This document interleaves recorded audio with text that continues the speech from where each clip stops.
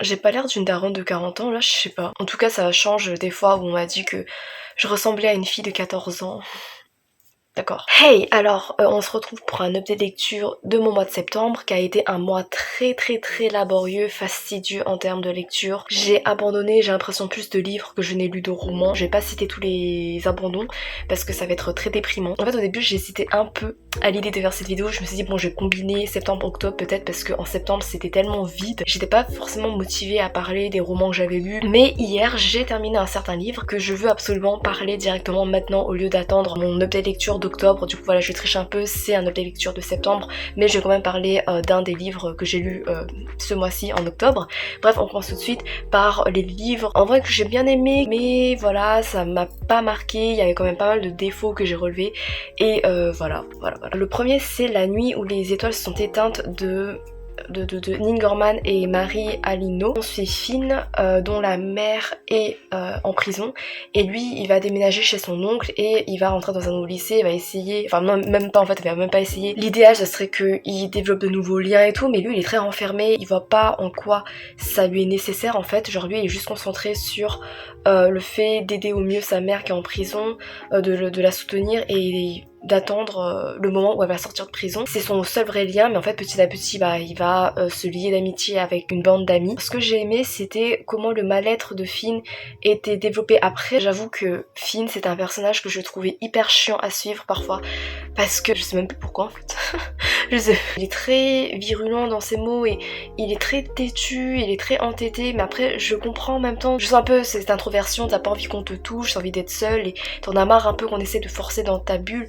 Mais parfois je trouvais que c'était un peu répétitif, mais en dehors de ça j'ai quand même aimé genre sa maladresse parce que voilà il a pas l'habitude de développer des amitiés, de se rapprocher des gens et du coup il a une certaine maladresse, comment il exprime sa gentillesse, comment par exemple il essaie d'aider les autres, c'était trop mignon. Et même dans ses relations genre avec son oncle aussi, c'est tu sais genre il essaye de l'aider, de le remercier, mais c'est difficile avec les mots juste de dire merci, tu vois, il est assez timide, assez gêné par rapport à ça. Je suis totalement comme ça en fait et du coup je me suis grave reconnue et ça m'a grave attendrie. Il y avait des moments qui m'ont serré le cœur, qui m'ont mis les larmes aux yeux, notamment au niveau de la famille peut-être, je crois, je sais plus, ça fait trop longtemps que j'ai lu, enfin longtemps, ça fait un mois. J'ai bien aimé aussi le développement des relations familiales, des relations amicales, notamment l'importance d'avoir un soutien parental ou le soutien d'un adulte en fait, parce que ça montre qu'il faut pas négliger l'importance des adultes dans la vie des adolescents pour se construire, pour aider à s'épanouir et à trouver leur voie. Ensuite au niveau des potes, alors en fait il y en a deux, j'ai confondu tout le temps, et c'était Jaeger et l'autre je m'en rappelle plus parce que je trouvais qu'il était oubliable malheureusement. Nate, je reviendrai un peu dessus peut-être, parce qu'en fait j'ai rien à dire. Et Kenna, la fille, c'était je pense mon personnage préféré du livre. Dans la vraie vie, je pourrais pas être pote avec elle parce qu'elle est trop envahissante, elle force trop en fait pour se rapprocher de filles, mais c'était quand même très touchant la façon dont elle fait de son mieux pour soutenir ses amis, les aider au mieux et elle a pas de filtre en fait et c'est quelque chose quand même de rafraîchissant. Voilà, même si elle était très chiante parfois, mais ça reste mon personnage préféré pour ça parce que son dévouement vers les amis c'est un truc qui me touche et c'est trop bien. Ensuite ce que j'ai moins aimé malheureusement et ce qui a rendu du coup ma lecture globalement très mitigée, il y avait des scènes qui me donnaient une impression de déjà vu parce que j'étais en mode mais j'ai déjà vécu ce genre de scénario, notamment dans les romans young adultes parce que c'est méga cliché, ça me crispait émotionnellement, vraiment je trouve que c'était forcé. En parlant de forcé, il y avait malheureusement une surdose de drama, notamment à la fin. Là vous allez me traiter comme une insensible, surtout si vous avez lu la dernière scène avant l'épilogue, j'ai levé les yeux au ciel. Genre je suis désolée, mais j'étais peut-être un peu inquiète, je m'en peux plus, mais vraiment j'étais en mode putain, mais encore, parce qu'en fait c'était comme dans Ashes Falling for the Sky, genre dès que les personnages ils ont un moment de répit, ils sont heureux ou quoi, il y a encore un truc qui se rajoute et qui sort un peu de nulle part et tu comprends pas trop et t'es en mode non mais c'est bon là ça suffit en fait. J'ai l'impression que c'est le moyen principal des auteurs, des autrices pour essayer d'immerger, d'impliquer le lecteur et je trouve que c'est trop forcé, que en répétant ça c'est hyper redondant, c'est peu naturel et c'est maladroit aussi. Du coup voilà, ça m'a sorti de l'histoire et aussi l'épilogue c'est un gros résumé donc du coup ça se résout comme ça se résout comme ça alors que ça aurait pu occuper un tome 2 entier en fait. Et en fait c'était tellement condensé que j'étais, je sais pas, j'étais mal à l'aise, j'étais en mode ça donne vraiment une impression de rusher, du coup j'ai vraiment pas aimé la fin. Et en parlant de la fin du coup là je vais un peu rentrer dans du spoil, du coup voilà, si vous voulez pas voir vous pouvez skipper jusqu'à la timeline que j'afficherai là. Alors déjà c'est au niveau de la romance entre Finn et Nate. Alors en fait moi je suis très peu sensible à la romance hein, du coup voilà, si j'ai pas accroché, c'est pas la faute du couple objectivement, tu vois, ça se peut, objectivement ils sont bien développés, bah j'ai vu qu'ils avaient quand même touché beaucoup de gens, du coup oui, le problème vient sûrement de moi. Mais en fait il y a un truc que j'ai pas aimé, c'est le dénouement de leur relation. Finn pendant tout le long, il essaie de se construire, il essaie de trouver un but à sa vie, de se sentir vivant. Ça dit qu'il est guéri, genre de sa dépression je crois, enfin en tout cas il est guéri, je me rappelle, je crois que c'était écrit guéri, genre il a trouvé un sens à sa vie ou je sais pas quoi, après avoir couché avec Nate. Et en fait, déjà le fait que le sexe c'est comme genre un remède pour avoir envie de vivre, enfin, tu vois, je trouve que c'est un truc hyper cliché, genre je sais pas comment dire, mais ouais, je trouve que c'est hyper niais, c'est hyper cliché. C'est le timing aussi qui m'a dérangé parce que juste avant, t'avais Finn qui parlait avec un de ses potes, il était asexuel, et en fait, il critiquait à quel point le sexe est hyper omniprésent dans tous les supports, comme quoi c'est hyper important, c'est nécessaire dans la vie. Et en fait, lui, il se sentait du coup pas représenté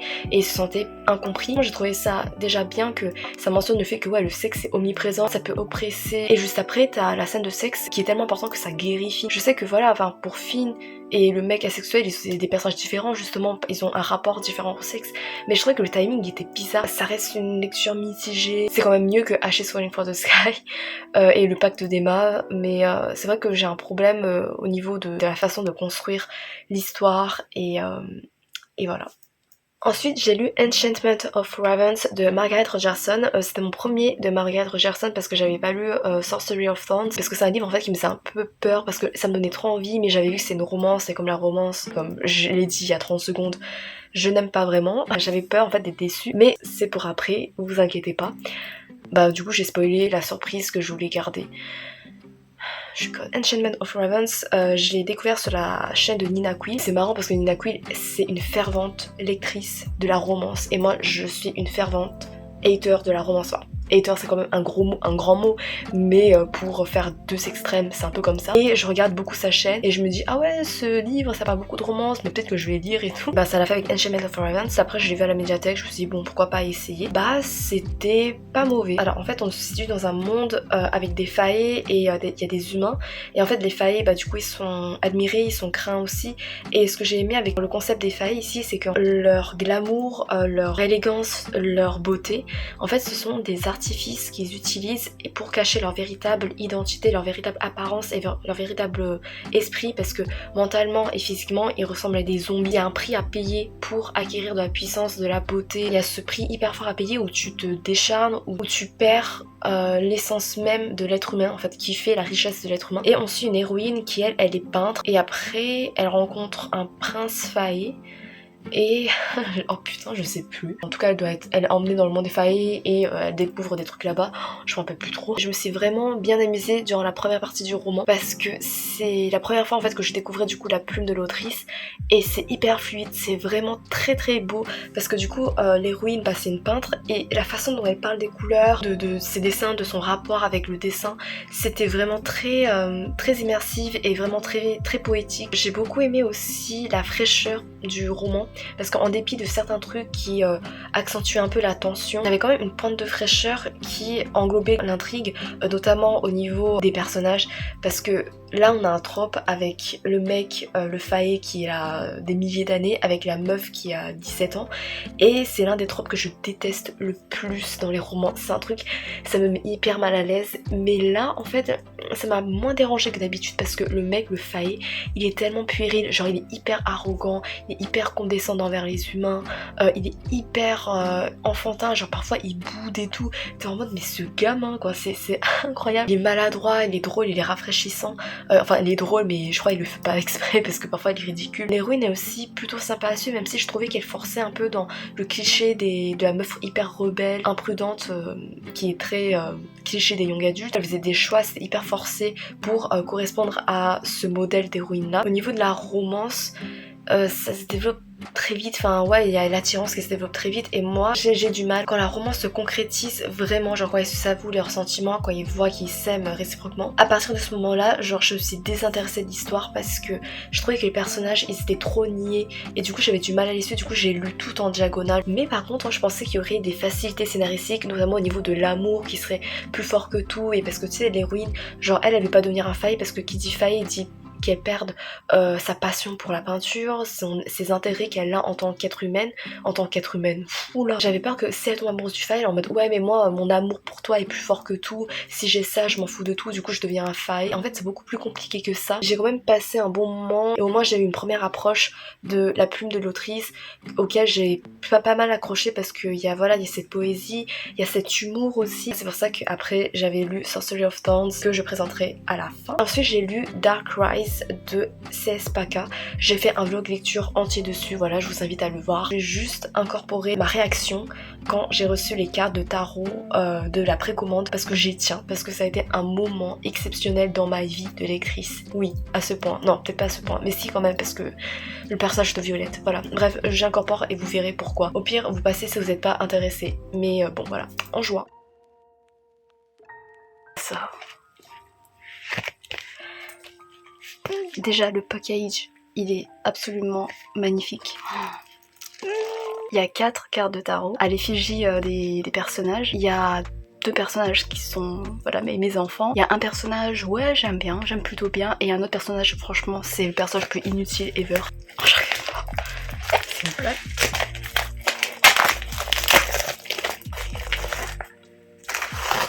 Oh, ils sont vraiment, c'est vraiment solide en fait.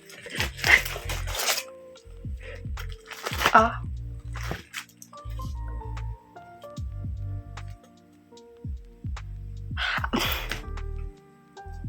Alors, si vous avez vu ma tête déçue, c'est que je pensais, en fait, du coup il y a ça, déjà il y a ça, c'est magnifique, je vais pouvoir l'accrocher, c'est magnifique. En fait après j'ai vu ça, et je me suis dit, ah, en fait, genre j'ai cru une personne avait une carte de tarot et c'était aléatoire le choix des personnages en fait, tu vois. Du coup j'ai vu Will, j'étais, ah j'ai que Will, du coup ça veut dire que j'ai pas Violette en fait. Et Violette c'est genre ma queen, mais je me disais bon Will c'est mon deuxième personnage préféré, du coup ça va, c'est pas comme si je tombais sur l'autre meuf qui sert à rien. Et après je me suis rappelé, mais ouais mais dans les photos Instagram les gens ils avaient 4 cartes, genre pourquoi moi j'ai qu'une? Et en fait c'est parce que c'est compris dedans, genre c'est dans le truc et c'est vraiment tout fin en fait, c'est pour ça que je pensais qu'il y avait qu'une carte.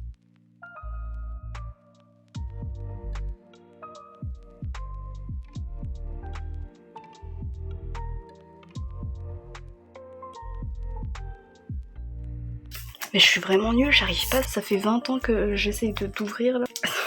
J'arrive pas à ouvrir.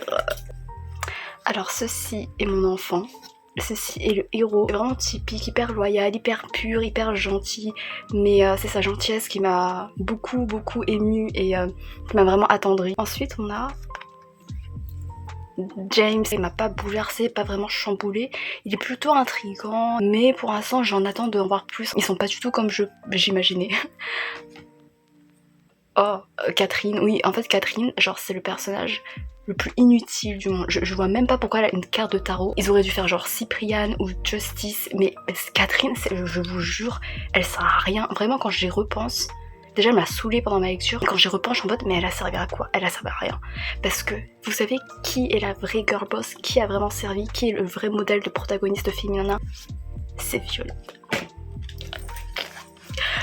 Violette. Oh putain. Oh, elle est magnifique, Ah, elle est trop... Non, franchement, elle est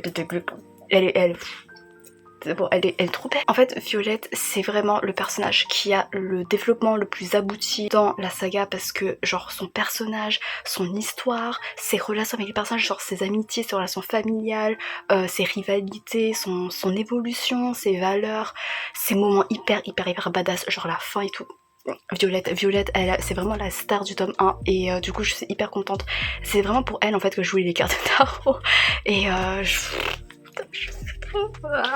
avec Will, c'est vraiment la relation centrale et la relation la mieux développée du tome 1.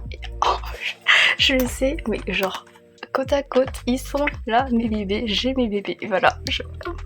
Et ils sont magnifiques, ils sont trop mignons en fait, ça se voit, ils sont trop purs. C'est la meilleure relation. Déjà leur rencontre elle est très particulière et il y a déjà des moments badass et tu sens vraiment un lien qui se construit entre eux dans des circonstances assez spéciales et qui mettent en avant vraiment leurs valeurs et leur bonté et ce qu'ils peuvent s'apporter l'un pour l'autre. Et en fait ils se rapprochent dans leur solitude mutuelle parce qu'ils se confrontent à un nouveau monde, tous leurs repères sont bouleversés, ils se soutiennent mutuellement de façon un peu maladroite parce que ni l'un ni l'autre a l'habitude des marques d'affection l'affection. Du coup quand ils se montrent de l'affection l'une envers l'autre, c'est un peu maladroit, un peu bourru, mais c'est trop pur en fait, c'est trop sincère et c'est trop bien. Et après ils développent une confiance mutuelle et genre c'était trop bien, c'était tellement bien construit, incroyable. J'espère que James il va avoir des relations qui seront développées en dehors de sa relation avec Will dans le tome 2. Ça peut être intéressant pour développer son personnage aussi, comment il interagit avec les autres personnages. Voilà, voilà, merci d'avoir regardé et voilà, j'arrête. Si vous êtes intéressé, j'ai fait un marque-page avec les moyens du bord parce que je suis pauvre de Radio Silence. Voilà, j'ai fait une vidéo sur ce roman, pourquoi c'est un coup de cœur, et j'ai essayé de mettre des références avec un microphone parce que Aled il a un podcast avec le casque qui est Francis qui écoute les podcasts. Et puis c'est symbolique parce que j'ai repris une citation, une scène où c'est écrit Francis, ça prendrait des heures à t'expliquer ce que je dois t'expliquer, et Aled qui lui dit je pourrais t'écouter pendant des heures. Et c'est très fort parce que la phrase clé du roman c'est Hello, I hope somebody is listening. C'est quelque chose qui peut être très retentissant chez les ados. Et là après j'ai fait ça. Bon c'est un peu moche. Aled il a un podcast où il développe une histoire autour de University qui est son univers. Et genre ça c'est un peu le dessin. Ici c'est écrit, on voit pas trop, c'est écrit I'm platonically in love with you. Parce que Aled dit à Francis je suis platoniquement amoureux de toi. Et j'adore les amitiés. Voilà, et c'est de... Mais en vrai j'aime trop, je suis trop fière, ouais, je suis voilà, 10 000 ans pour expliquer ça alors que tout le monde s'en fout. Mais Radio Silence. Et enfin, on va enfin parler de la lecture qui m'a motivée à tourner cette top des lectures pour pouvoir déverser ce que j'ai à dire. Donc hier soir j'ai fini Sorcery of Thorns de Margaret Rogerson. Voilà, comme j'ai dit c'est un livre qui me faisait hyper peur, qui me donnait en même temps très envie depuis sa sortie parce qu'on en entend beaucoup parler. Ça parle de livres, apparemment c'est super stylé, mais comme à chaque fois on précisait qu'il y avait de la romance, j'étais en mode ah si à chaque fois on précise ça, ça veut dire que c'est l'un des thèmes principaux. Du coup j'étais très réticente et je n'osais pas l'acheter. Et je pense que peut-être genre après je vais aller à la Fnac et je vais peut-être me procurer la nouvelle édition justement qui est sortie genre en version grimoire parce qu'il y a des trucs que je veux garder avec moi. Est-ce que vous avez compris ce que j'ai dit parce que je fais... bref. Alors c'est l'histoire d'Elisabeth qui est une jeune fille qui a été élevée dans une bibliothèque. Je crois. Son rêve c'est de devenir une gardienne de la bibliothèque et son monde bascule le jour où en fait... Oh putain j'ai trop la flemme d'expliquer, j'explique trop mal, je suis désolée. T'as des grimoires, genre t'as des livres dangereux, ils ont une âme qui est dangereuse, qui est néfaste et qui peuvent les transformer en monstres. Et un jour il y a un des livres de sa bibliothèque hyper dangereux et qui a été relâché, du coup il devient un monstre. Elisabeth en fait elle est accusée d'avoir libéré ce livre là par des circonstances, voilà j'ai la flemme d'expliquer.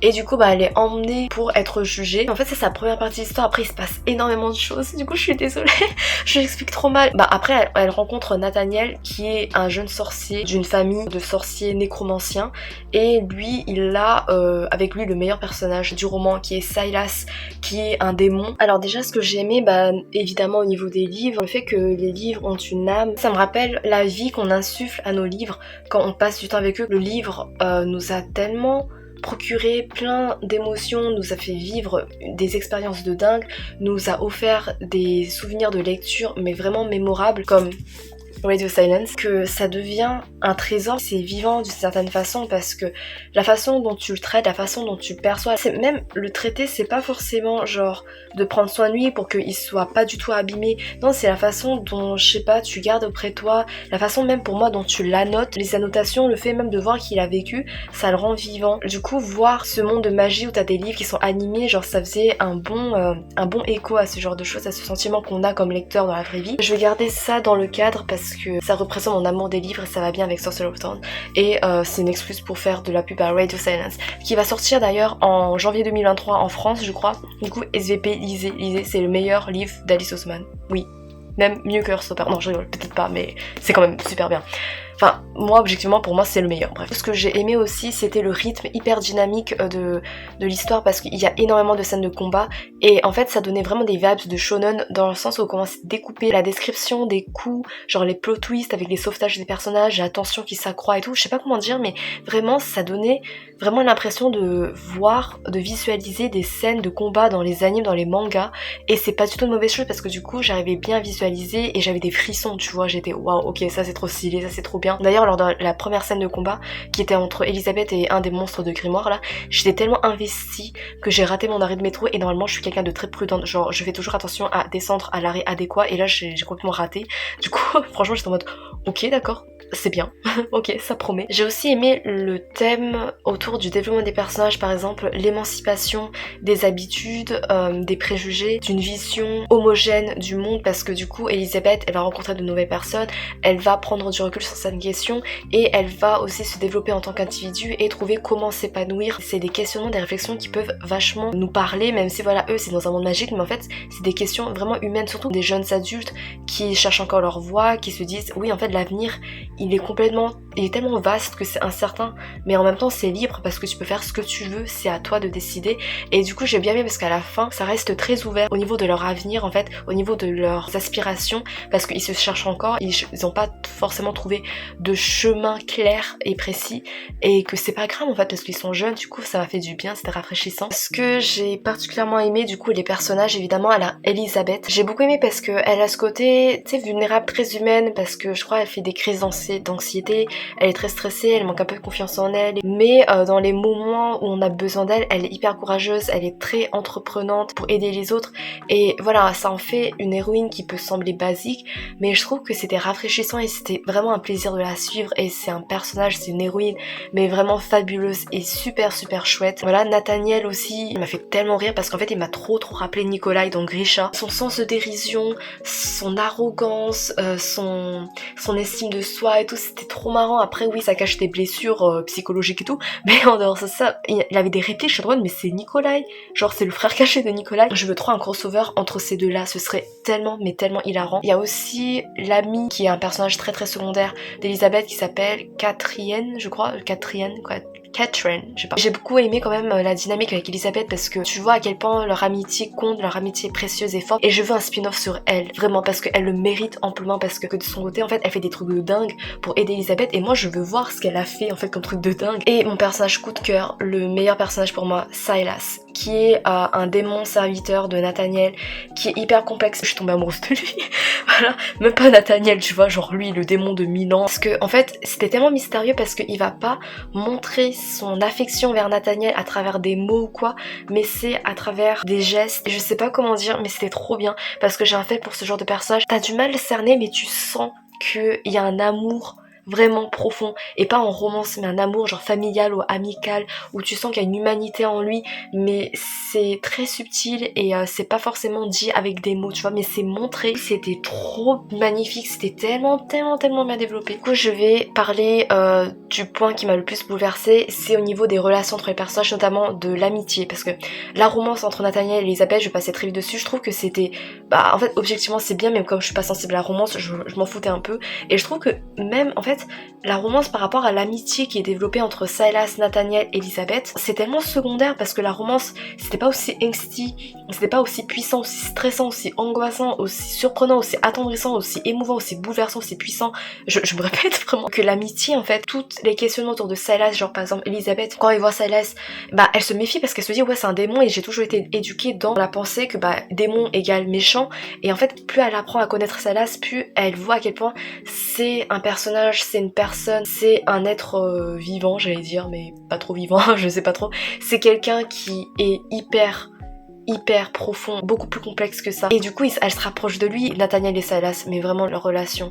C'est trop mignon parce que Silas, il s'est occupé de lui depuis tout petit, et il est là quand Nathaniel il fait des crises de panique, et tu sens dans sa façon de s'occuper de Nathaniel, c'est pas à cause parce que du fait qu'il est son serviteur, parce qu'il a signé un pacte et du coup il respecte juste ce pacte. Ça vient vraiment d'une profonde sollicitude et d'une profonde affection pour Nathaniel, et en fait tu le sens mais c'est pas dit forcément, mais tu vois à travers ses gestes et sa délicatesse, et c'est des trucs qui me fendent le cœur et qui me pulvérisent vers la fin, les derniers chapitres. En fait l'arc final il est hyper long, genre j'ai passé 3 heures à le lire, et ce qui est pas forcément une mauvaise chose parce qu'en général c'est très rushé, mais là ça prenait son temps et c'était plutôt cool. Il y avait pas mal de rebondissements, il y avait des scènes vraiment stylées. Pour Silas, il y a son développement, il y a une scène que je voulais voir à propos de sa nature de démon, ça m'a tenu en haleine et j'ai tellement pleuré. Je vais pas dire pourquoi évidemment, mais ça m'a fait tellement pleurer, ça m'a dévastée. J'étais désespérée, en même temps j'avais un peu de l'espoir, et tu sais ce mélange où il se passe un truc, tu sens que c'est peine perdue mais t'as un peu de l'espoir, mais tu sens que cet espoir il va être fauché par la tragédie. T'espères quand même et du coup soit le dénouement, du coup le résultat c'est complètement amer,